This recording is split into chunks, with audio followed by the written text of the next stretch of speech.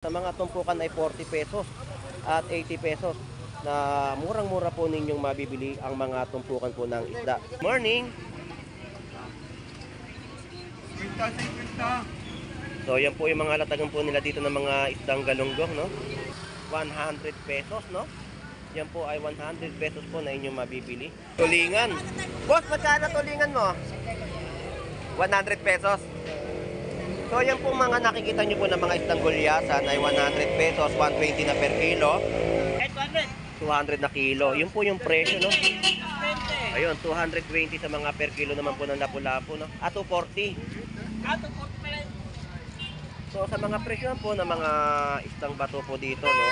So yung mga papakol 120, yung mga snapper, yan po yung mga latagan po nila. At yung mga lapu-lapu at dalagang bukid ay 240 na kilo, no?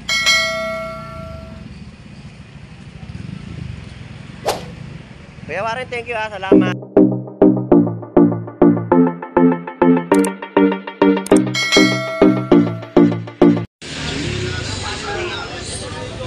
So dito ang mga presyo ng mga hipon naman po ay 320. So nandito tayo sa mga labong tumpukan, no, na mag-a-update po ng kanilang malatagan.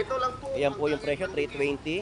100 pesos sa mga kilo ng mga isdang gulyasan. Sa mga tumpukan ay 40 pesos at 80 pesos na murang-mura po ninyong mabibili ang mga tumpukan po ng isda. So shout out sa iyo. Papogi points ka muna. Yon, shout out. Good morning sa inyo. Yon, good morning. So abanti na tayo at tayo pa ay mag-a-update pa ng mga ibang latagan dito sa Malabon tumpukan.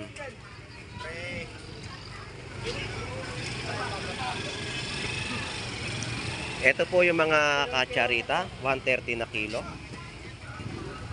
At tumpukan po ng mga galunggong ay 50 pesos na inyo pong mabibili.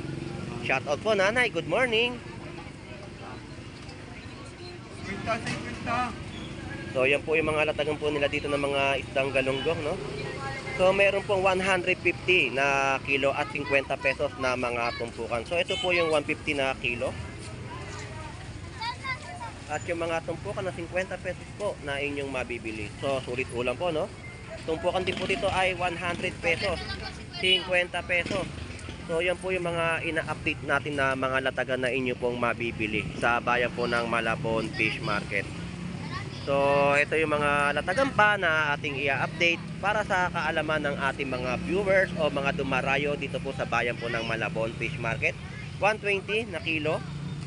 120 na kilo ng mga isdang gulyasan at mga tawilis po natin ay 50 pesos po na inyong mabibili. Tumpukan po ng mga pusit sa halagang 100 pesos, no? Yan po ay 100 pesos po na inyong mabibili. Dalagang bukid. Yan po yung mga tumpukan, no, na murang-mura po at sulit presyo.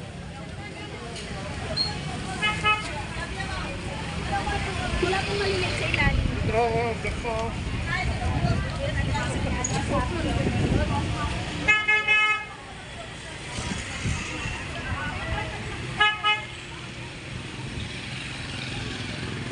Dapat umaga sila pumunta para sa mga. Ayaw mo na. Tulingan. Boss, magkano tulingan mo? 100 pesos. So yan po mga nakikita nyo po ng mga isdang gulyasan ay 100 pesos, 120 na per kilo. At ang ating mga tulingan ay 100 pesos na inyo pong mabibili, no? Tumpukan po yan. At mga galunggong na tumpukan din po. Ayan, yan po yung mga tumpukan na inyo pong mabibili, no, sa bayan po ng Malabon Fish Market. Napakarami, no? So yan po yung mga mamimili po natin ng mga isda na mga isdang bato, no, sa bayan po ng Malabon Fish Market.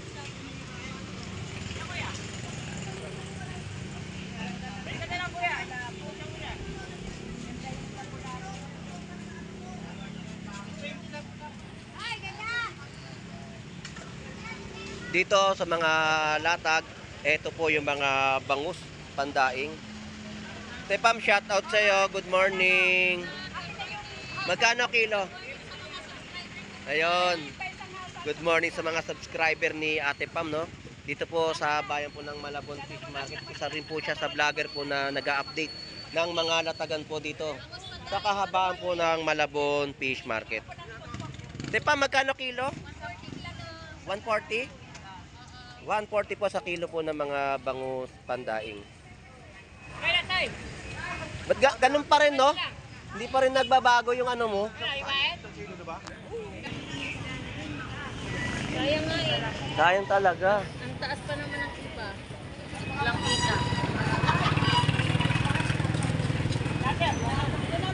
Dati pa ma. Okay lang. No problem. So, yan po yung mga isdang bato, no, na latagan po dito ni Kuya Warren, no. Ayan. Magkano bossing yung snapper? 200 na kilo. Yun po yung presyo, no. Ayun, 220 sa mga per kilo naman po ng lapu-lapu, no. 240. So, sa mga presyo po ng mga isdang bato po dito, no. So, yung mga papakol 120, yung mga snapper, yan po yung mga latagan po nila, at yung mga lapu-lapu at dalagang bukid ay 240 na kilo, no.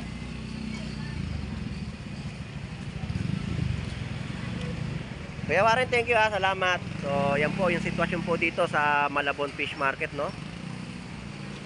So, sa kabilang side ay mag-update pa tayo ng kanilang mga bentahan ng mga isdang bato dito sa Malabon Fish Market. So, tawid lang tayo. Tingnan natin yung mga latagan pa nila na kinilalatag, no? Para ibenta sa ating mga mamimili.